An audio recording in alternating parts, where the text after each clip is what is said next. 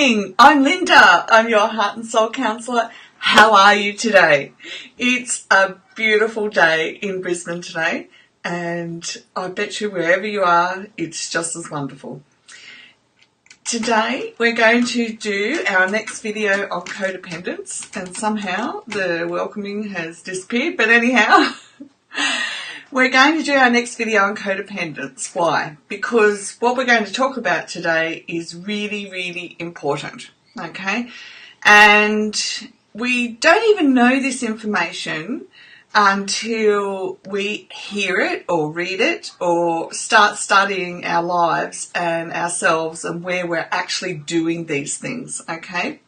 Now, if you're here today and you catch me on the replay, let's do a hashtag replay. And thank you everyone who watches. It's just wonderful to know that people are craving this information and wanting to know how to go about having the change and to live their best life. It's a beautiful place.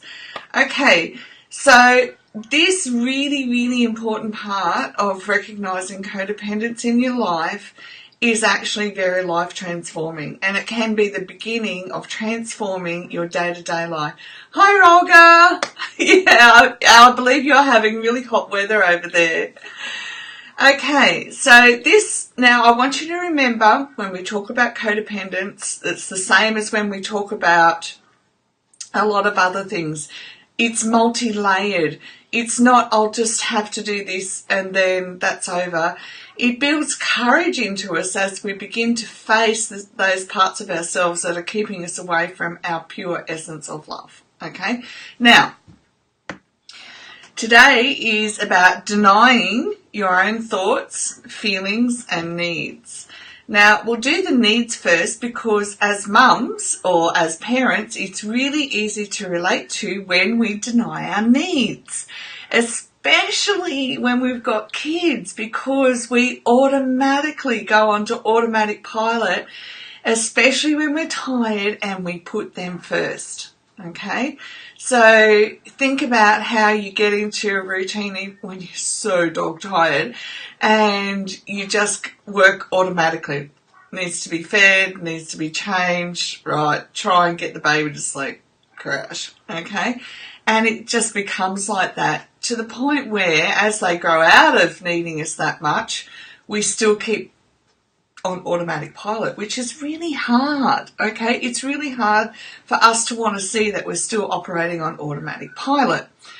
So one of the first ways to break free is to, oh, excuse me, must need coffee. Sorry. One of the first ways to begin to break free from this is to address your needs. Now, you only have to look into a bit of self-awareness, self-development, personal development, and you will come across memes that say, how are you doing with your self-care? Okay? Now, self-care isn't, oh, it's all about me. Self-care means that it's like being in an airplane where you put your own oxygen on mask before you put the babies on. Now, when you first hear that and you're on a plane and they say, right, you know, mums, you've got to put your mask on first before your kids, every mother goes, oh, no, I've got to save my kid first. Doesn't work that way, does it? We've got to come back to this putting our own mask on first before we put the babies on. Okay, it's going to happen quickly, so don't stress. In order that we've got enough fuel for everything around us. Now, self-care is not just about what's happening in the physical. So it's, yes, as mums, we can forget to go and have that shower that we need first thing in the morning because life takes over, okay? However, it's about the things on the inside, okay? It's about refueling on the inside, and we refuel on the inside by becoming aware of what we need as a person in order to function as a mum, as wife, as a business owner, and so much more. And especially if you're a mum and a business owner, then you find that both worlds can collide if you don't have a routine. Now, in order to address your needs, you first got to start with your thoughts. Now, in codependence, we deny our needs and we'll put everyone else first. Heck, another good example of this is family. So codependence spreads even deeper than just us, okay? So it can start with us as in what we're doing in our own home, but you will find yourself running around and doing everything for everybody else as well. And you will find yourself wanting to control. Now, when I say control, I don't mean narcissistically control. You'll run around doing everything for everyone because you can see better ways to do things. You can see where to fill the gaps, okay?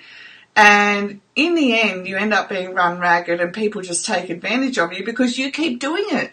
You keep filling the gaps. Whereas to be empowering of someone, you need to go, right, they can do this. I can step back and they will know how to fill the gap, or they will learn how to fill the gap. Okay? It's very empowering for you to step back and go, right, they need to do that and I need to go and work out what I need to do in my life. Okay? So it's not just the internal, it's where we're affecting others externally. And we actually begin to be able to recognise what's happening for us and where we keep stepping in to fill the gap if we're prepared to own our thoughts and our feelings. So in codependence, there are levels of denying our thoughts and denying our feelings. So I want you to think about the times when you extend yourself and you fill in the gap for everyone.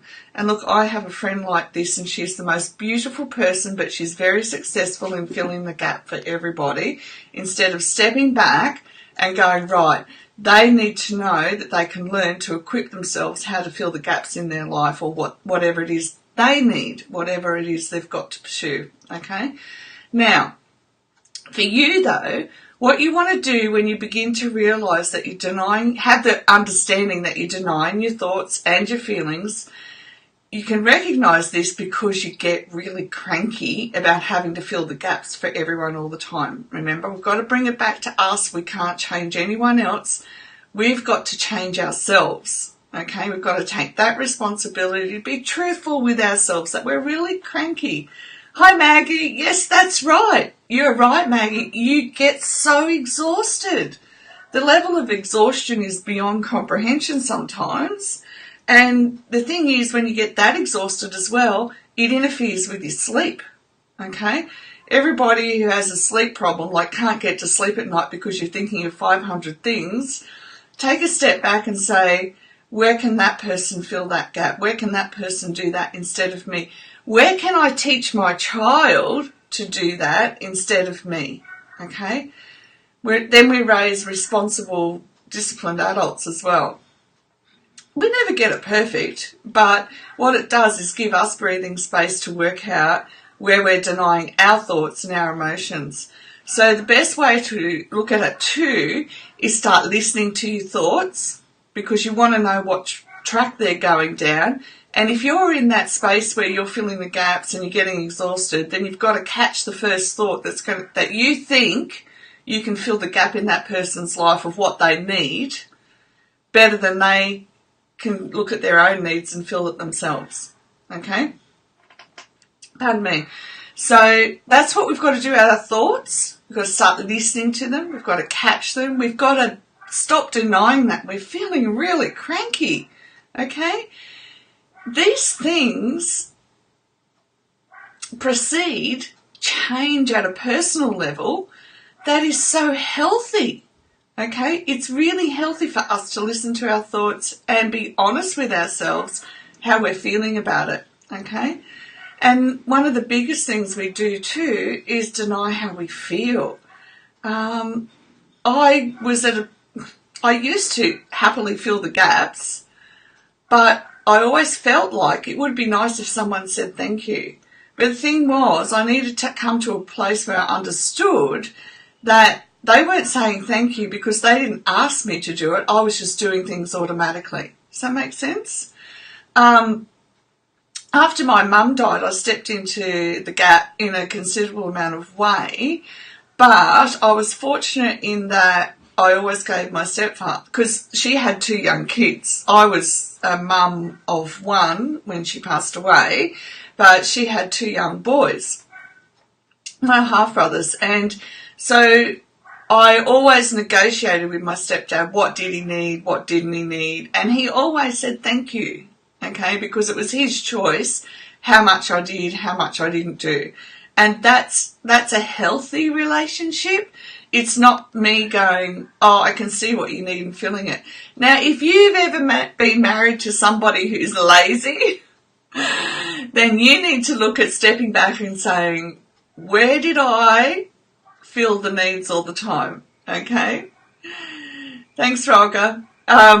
Where did I go, well, that needed to be done, and I just did it, instead of sitting down and talking to my spouse and saying, this needs to be done, how do we want to go about doing it? And being male and female, we'd have different ideas about it too, okay? We'd have different ideas about how things should be done, but I found it's like with my kids. When they were growing up, it didn't matter how they washed the dishes. Like, they didn't have to do it my way. I just negotiated what they were doing. Does that make sense? So I didn't say, you do this and this and this and this, and you have to move your hand this way and that way. It was an explanation of, we're doing the dishes. This is what we do with the water. We make sure the water's like this or that. And then we wash, and then you have to make sure it's clean. But how they went about that whole process, I didn't stand over them and go, this is how it's done. So in a healthy relationship, we're not going to say, well, this is how it's got to be done. We're going to feel comfortable that we don't have to control, and that we can negotiate with each other how we're going to go about getting this done. All right? And it's good. It's a really healthy place to be. Pardon me. But first of all, we have to stop denying how we feel. And when we're with somebody who is strong in themselves, and I don't mean strong as in overbearing or controlling, they just know who they are, where they're centered, etc., etc. They don't care that we're a female and we're emotional. They go, yeah, okay, no worries.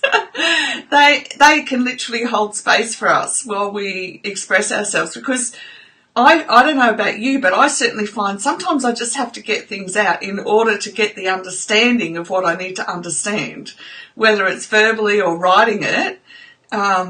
Thanks, Maggie. We need to get it out, okay? We're females. That's how we process. We process by speaking it out, journaling it out, pondering it out, sitting with our girlfriends, having coffee.